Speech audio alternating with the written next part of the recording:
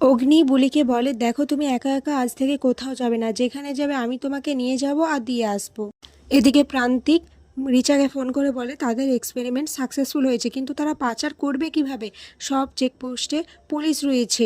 এদিকে রিচা যখন কথা বলছিল বুলি শুনতে পেয়েছে, আর রিচাকে দেখে বলে, তোমার কি কোনো অসুবিধা হচ্ছে, আমার কাছে সাহায্য চাইছো, তাহলে আমি সাহায্য করতে পারি।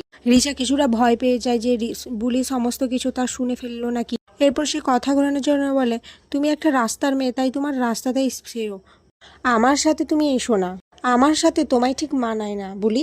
এই বলে রিচা ওখান থেকে চলে যায়। এদিকে বুলি কোথাও যেতে লাগলে অগ্নিও বুলির সাথে যায়। আর তখন বাজ বলে বুলি অগ্নিকে জড়িয়ে ধরে। অগ্নির মনে পড়ে যায় কথাও বাজে খুব ভয় পেত, কিন্তু এ যদি কথা হয় তাহলে কেন কিছু বলছে না তাকে। এরপর অগ্নি বেরোতে গেলে সে একটা বাধা পায়। বুলি তখন বলে, ভালো সাহেব বেরোবেন না, বাধা পেয়েছেন, একটু দাঁড়িয়ে যান। এদিকে ছোটকার আর কর্তা দাদুর মধ্যে কথাগুলো রিচা আড়াল থেকে শোনার চেষ্টা করে, আর সেই সময় বুলি চলে আসে, এসে বলে, কি ব্যাপার বলো তো, তুমি আড়াল থেকে বড়দের কথা কেন শুনছো? রিচা তো আবারও ভয় পেয়ে যায়, সে কোনো মতে ওখান থেকে কাজের বাহানা দিয়ে পালিয়ে যায়।